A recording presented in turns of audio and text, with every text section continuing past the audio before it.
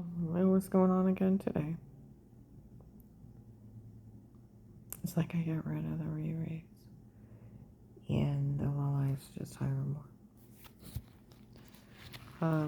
The other night, I've had a lot happen this week. The guy that looks like Ludic showed up. He got out of his vehicle in a park. His sheriff vehicle. Sheriff uniform. Sheriff wrote across his chest. Looked at me and went. And he just stood there. He's gained a lot of weight. He,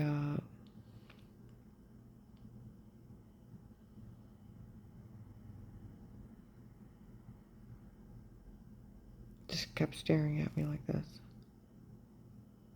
Oh, where the hell you been? I spent an image of Ludic. Think of it as he's a star. Sheriff not porch. Okay. People around me were, everybody's been telling him they didn't know who he was. He was stupid showing up in his uniform. All right. August 10th to 11th of 22. Walmart 62 by the hair salon. They have great big cameras, tape and audio in every aisle. Even Officer Reinhardt, Louisville. Walmart's got the best tape and audio in every aisle. They do.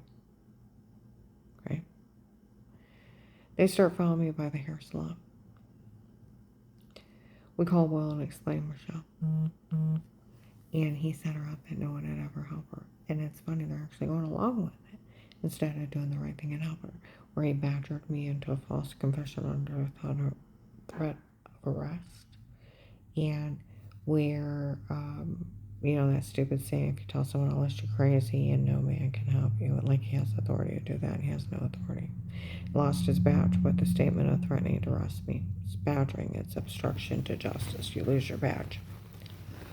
And so is the threat of telling somebody that you get listed crazy and no one can help you. It's badgering. And it's obstruction of justice. He lost his badge for that conversation. I went out to eat with this one officer and I was talking about different things. And he said, we have to take your statement and then follow through if you believe it or not, or they can get you for badgering you and you can lose your badge and you can get prosecuted for it. It is. And it's exactly what he did. 1729 Department of Justice. You can't badger a victim, a witness, or an informant. And then if they get hurt because of it, it's more. If you took a bribe, it's more jail time. So, and there's laws that stop all this behavior. But where I lived in Portage County, the Canton Task Force in the courthouse should have never got my case, ever got my case. I googled what FBI was over Portage County. It was Akron. I called the 1-800 line.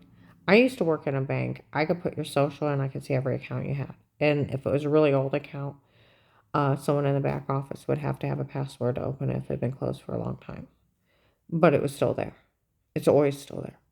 Because it has your social. Just like the government, the FBI, the Department of Justice knows. I call the hotline. They know what agent was assigned to it. Well, where they said they called Will and explained Michelle, because they were friends and they talked about a million friends in Walmart. Oh, October. What was it? 4th to 7th, 21 over. Walmart, West Tusk. Okay. Then they call it was Will's by the bread aisle. It was Will's mean kids that made fun of her for being raped in the hospital. Why they do it, their friends. See, I went to Mercy Medical October 2nd to 3rd, 21 overnight. And I was having headaches, and there was girls in there making fun of me for being raped. And there was one of my protective life people outside. She's an informant. All these people are lying on her. Can't officers, like, I'll make sure no one says anything to her. So, then within a few days, we're at Walmart West Tusk. They're by the bread aisle complaining it was Will's mean kids, making fun of her for being raped. Why? They're friends. They're talking by the bread aisle around me. People have been trying to tell me exactly what happened, slowly by slowly by slowly. And then where they bragged, they corrupted it. My one friend Walter used to work in the Stark County Prosecutor's Office. He said they had problems with backdoor deals, and where people basically slept in the back door and they cut a deal with someone to get victimized or killed, and it was happening a lot. Well, for Will to get my case in Canton, he had to pull it off the 1-800 line or call up to Akron and offer to take care of it himself. And for that guy to be at Pamers and him to be a Stark County sheriff, he had to be Will's escort to make sure nothing happened, not knowing when he walked in. He had been in plain clothes, and that means when Pamer was yelling at Dave, my God, I had an FBI agent in my office. He's right there. He pointed at the wrong guy because he just looked over. Will was probably in that vicinity, and he pointed at the officer instead.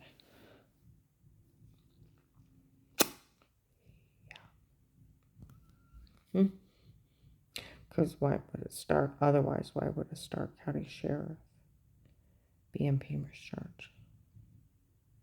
Exactly. He had to be Will's escort. Because I hadn't even talked to Will. And honestly, the only thing Will should have known, I called the hotline, okay? And then where they're supposed to help me. The only thing that he should have known is the 2 Perry police reports, the 3 witnesses, Sarah, her old manager, and her old co-worker that went to work with Katie, that they all heard Katie Brothers admit that her church was going to have me killed.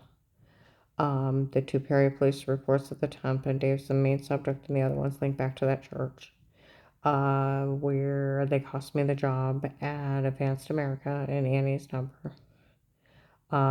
They could have called the factory to prove that their heater was caught with pot in the system. And I told him how the money disappeared, and then the temp to break it. I told him like 40 minutes of crap. Okay.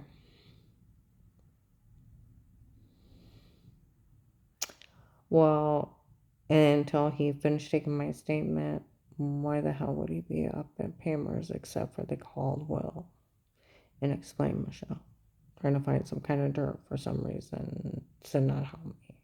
See, what is the case, and this is where it comes down to it, and even the guys that watch me, this is a case, is actually the case. See, in 2003, there was a man named Ron Vega. His son, Tyler, and his father-in-law, Phil Miller, went to go to a church baseball game. Phil ran a stop sign, and because they were running late, and a semi hit him, blew up the vehicle. Phil wasn't showable. Tyler got ejected. They're both dead instantly. Okay. That year, I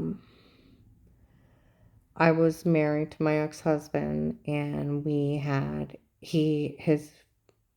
factory he was working with had closed down, in 2001 in September, and then we lived off his retirement for a while, that he had in there, and then with the little jobs that he was not keeping at the time, we ended up going Chapter 7, and we got locked out of our house. So he had got into another machine shop, and we changed up from 7 to 13. We had just gotten our house, and my whole family's at home. Where we got locked out of our house, people had broken in and vandalized it. So we were in there cleaning it up, okay? We didn't even know anything happened to anybody. Brian Laney actually showed up to tell us. Now, years before that, I had about 6 surgeries. I have scars on my stomach, my back, my side. I had a lot of things go wrong at one time. Well, once you cut your abdomen that many times in surgery and your back, your muscles or spasmy tight because they've been cut. Okay. I made a mistake and I went through pain management. Don't ever do that. Don't ever do that. When I went there, they were trying steroid injections, trigger point, what they call them. And they were going up and down my neck, down my back, and I got up to 30, 40 injections at one time of steroids. Do you know how much steroids do to your body? I want you to think of athletes. What happened to them? Everything in the world. They can get anything from cancer to all kinds of different things wrong with them. Okay? They're overloading me with steroids. What happens when you take steroids? Gain weight. I gained 100 pounds. Okay? Within a few months. My whole body started swelling. And with the excess water, my thyroid stopped working, my adrenal gland, my legs are so swollen that the kneecaps are popping out of place. They put my legs in braces. My feet are huge. I'm going and getting turkey basters full of fluid pull off my knee. I am in more shape than the pain from all those surgeries. Now I'm physically sick. I'm huge. This one lady came up to me and said, I know this doctor that helps, which is pain medicine. Pain is pain. He gets people better and he gets you off all that stuff they do in pain management. So I went to him and he said, I had a lady almost as bad as you and she runs on a treadmill. He said, I get people out of pain. I don't want you to exercise. I want you just to start slowly moving here or there. He said, those muscles have been so tight, so long because you've been in so much pain. He said, if I push on them, all that toxin is going to get left out. He said, if I get you out there working, he said, all those toxins built in there are going to get released at one time and it's going to make you physically sick. He said, what we're going to do is start moving them just so a little bit comes out and a little bit and a little bit. He said, as they start relaxing because you're out of pain and you're starting to move. He said, once we get you moving, he said, then we can start, he said, once we can get you to build some strength, then we can start doing some little exercises and then building. And it worked. Matter of fact, I got to the point that where the braces were, because my legs were so swollen, I have an MRI report. I had so much fluid on my leg. I even had a fluid-filled cyst next to my knee. So I actually had the braces on. I was hobbling around that day in just the braces because my legs would go out from underneath me because they were so swollen. And it was from the excess steroids and all the medication. Matter of fact, once I got, and I give it to the grace of God. I give God the glory for everything good, like the Bible says you should. And between the doctor and the grace of God, I got better. And that's how I look at it. And it was like 3 months later, I got well. After that, at that funeral, I lost it. He started screaming. He was wailing. He was laying on the floor wailing. They had to carry him out. I mean, he went like mentally crazy. Okay? Everybody overdid for him because he's a millionaire. Okay? Well, a few months later, nothing to do with nothing, where I'm working with this doctor. And I was already starting to get better. I could start to drive my car. I could do other things where he said just slowly get better. I was. And see, that's where I was. Where I couldn't do anything. I could drive a car. I could with braces, I could hobble around. It's just, I was getting better. And I got well a few months later, all the way well. And then it took me like 6 months to get off all that medicine, the extreme pain medicine. And that's where I had those DRGs patches from where I was really sick. They're actually fentanyl.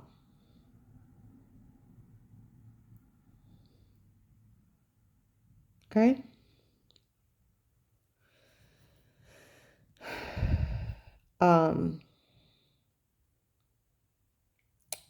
But Strange, being an occult leader, he told everybody Karen was faking.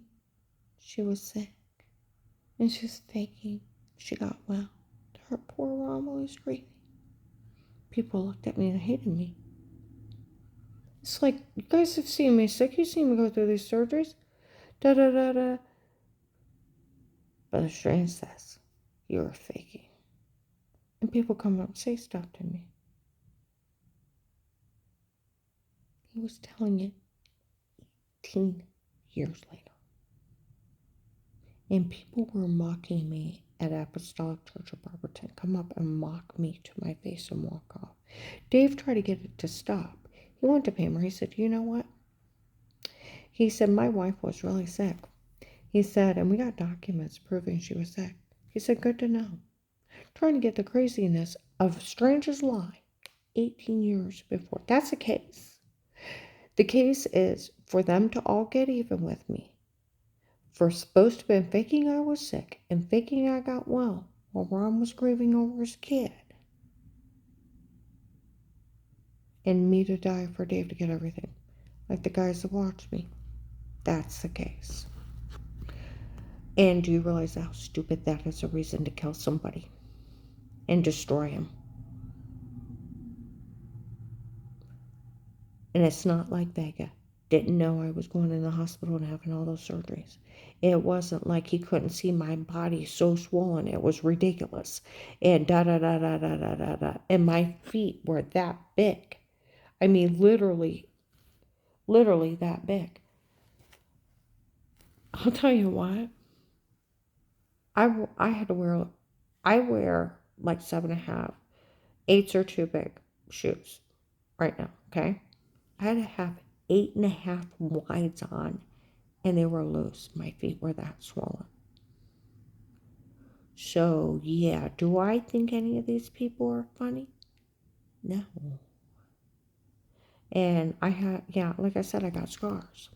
And it's not like all these Riris didn't see me suffer through all that crazy stuff. Okay?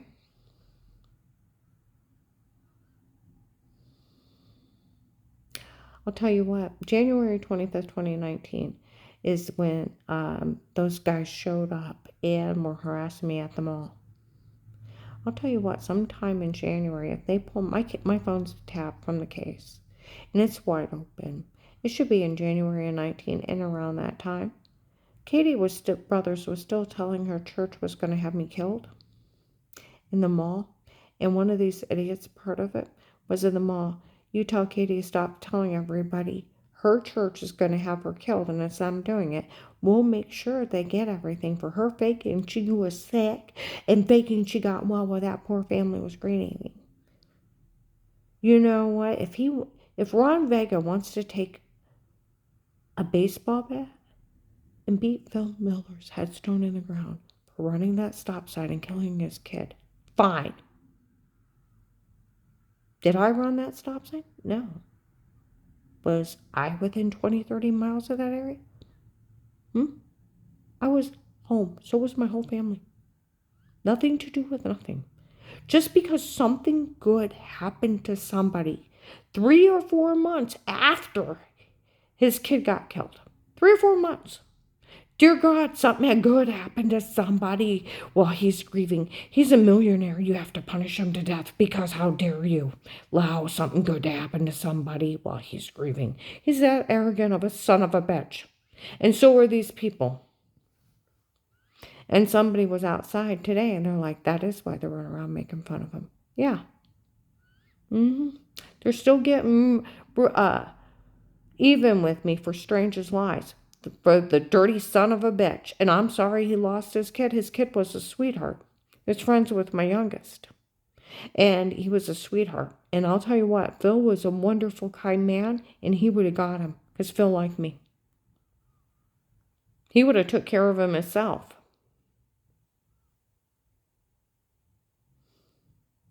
And that's where it got to the point. Whose fault is it he ran that stop sign? Phil's. Unless Strange played with his brakes. Or had somebody do it. Like they played with my kid's brakes for him standing up to Strange within a few months. I thought of that too.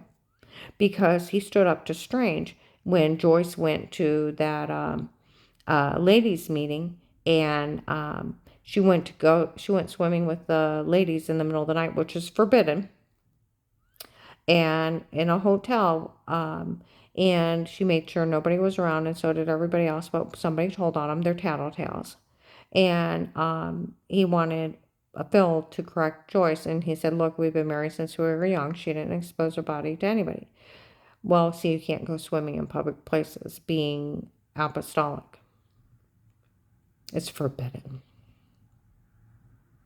And he said, I'm not going to. My wife wouldn't do that. And I'm not saying a word. Well, he was head usher.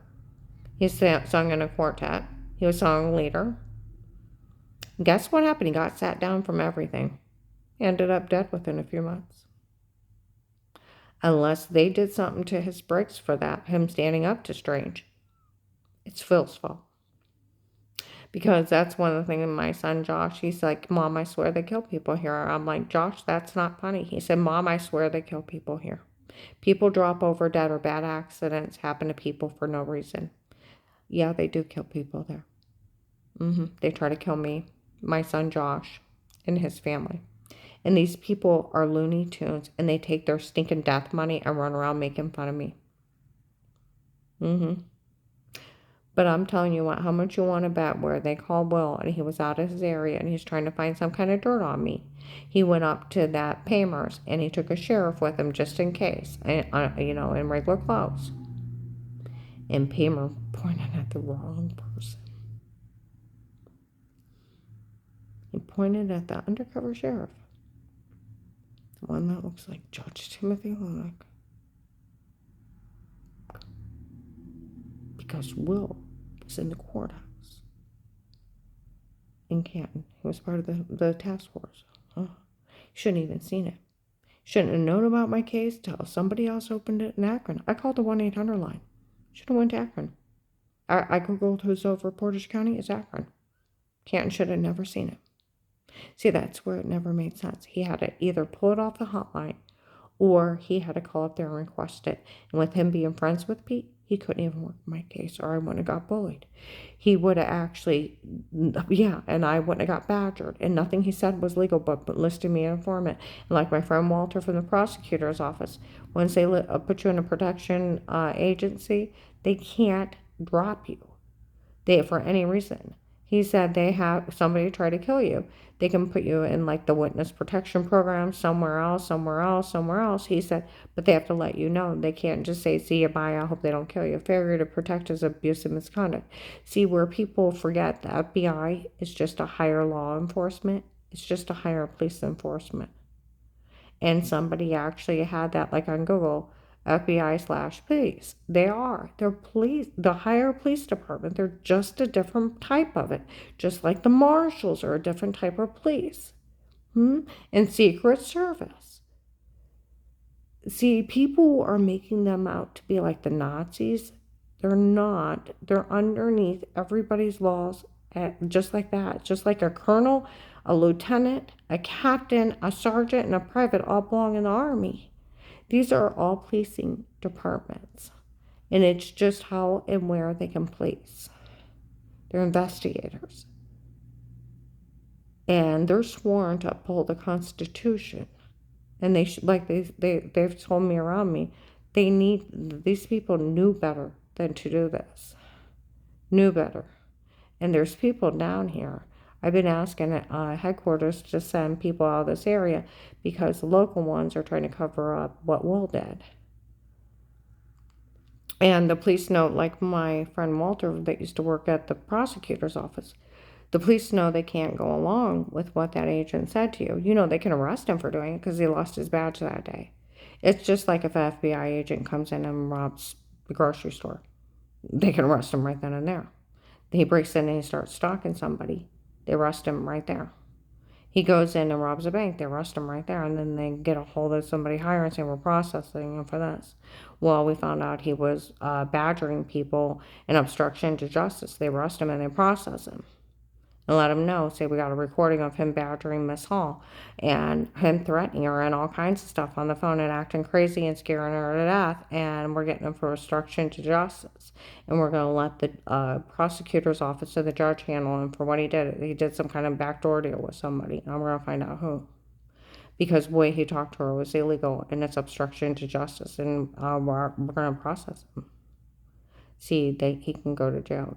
And it doesn't take anybody special to arrest him, because who arrests a colonel for breaking law, or a general?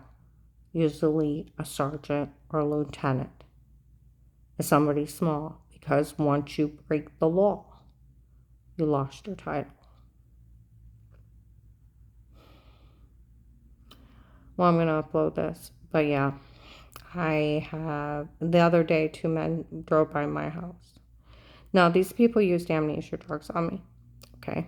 There was times I remember feeling pain and I could only hear voices, or I could hear sound, and I couldn't see anything, and the room go black, and I feel pain, okay? And I do remember the rape and torture, beat rape torture, when I try to get somebody help. But before that, I remember feeling pain and hearing voices, and I remember hearing sounds and feeling pain, okay? And I wake up with huge bruises, huge ones in here. 2 men drove by my apartment. I could hear their voices. And the weirdest feeling of this lump pulling up on my back. And it felt like the skin ripped open, and every cell in my back was screaming and wailing in the highest voice that I have. And I was sinking into that pain of wails of, ah, ah.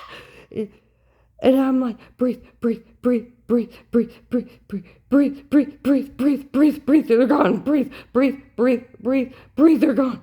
And then slowly the feeling went away. Their voices bring that kind of reaction of horror and terror. I don't know who they are, but I was outside and somebody the next night said, "It's them, isn't it?" I heard how she reacted when she heard their voices. It brings out screams, horror, and terror. And I don't know who they are. And I had giant bruises, but they used date rape drugs on me. And I'll never remember. But like I said, I remember feeling great pain. And I remember voices. And I remember sounds before. But no, I do remember the beat rape torture when I tried to tell, and it was an officer, an all-fat white man, and a stalker. And I told them what he looked like between July and September 19 in the protected custody case, where these people were supposed to protect me, and they let these idiots hurt me for payoffs. And somebody needs to get me out of here, and somebody needs to help me. And like people say, they hide people for a lot less than what they've done to you. And like I said, even my friend from the prosecutor's office, it's got to the point of ridiculous. Nobody's not out there. It's actually very illegal, and people can start losing their badges, and they need to. Because if they're going to let this happen to me, they will let it happen to somebody else for payoffs. There was this group on TV that killed people, and what was it, 37 indictments went down, of 20 to life for attempted murder, life without parole for murder, and da da da da da. And these people got sentenced. And what would happen to these people that did it to me? I was at Hartville Kitchen on Thursday. Today is November 4th, so it was November 3rd.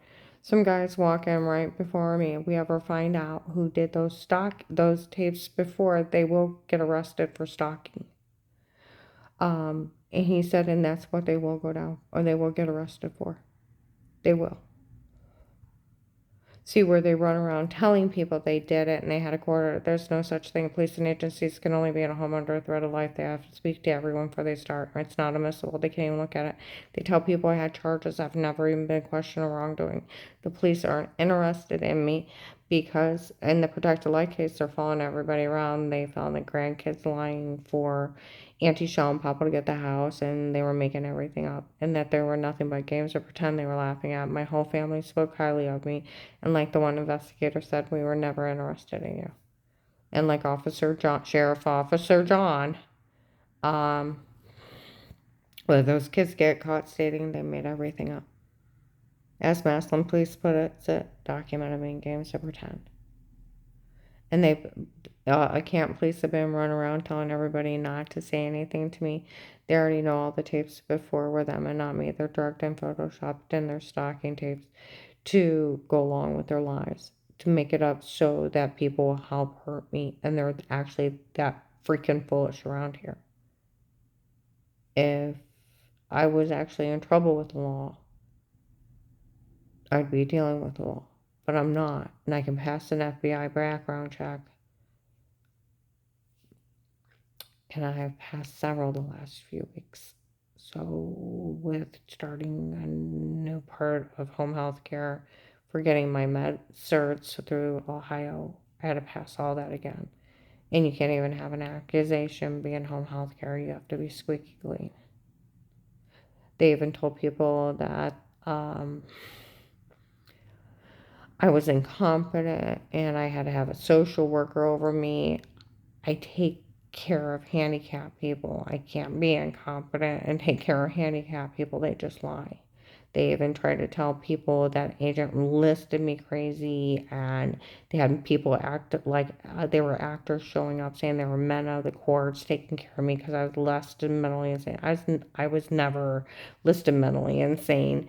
These people were not men of the courts. They were actors, paid actors. That agent is not a licensed psychiatrist. I didn't go in front of a judge or the psychiatrist to get evaluated. I wasn't found insane. I wasn't committed to a state facility by a judge. Nothing. They just they made everything up. It's just lies. That's why I call them the Pinocchio group. They are the liar, liar, pants on fire cult. And that's all they are. And to cover up for their shower scene in the other room and being foolish enough to admit it, and that they date, rape, drugged me, and told me to say stuff. I'm not in trouble for that. I'm gonna upload this.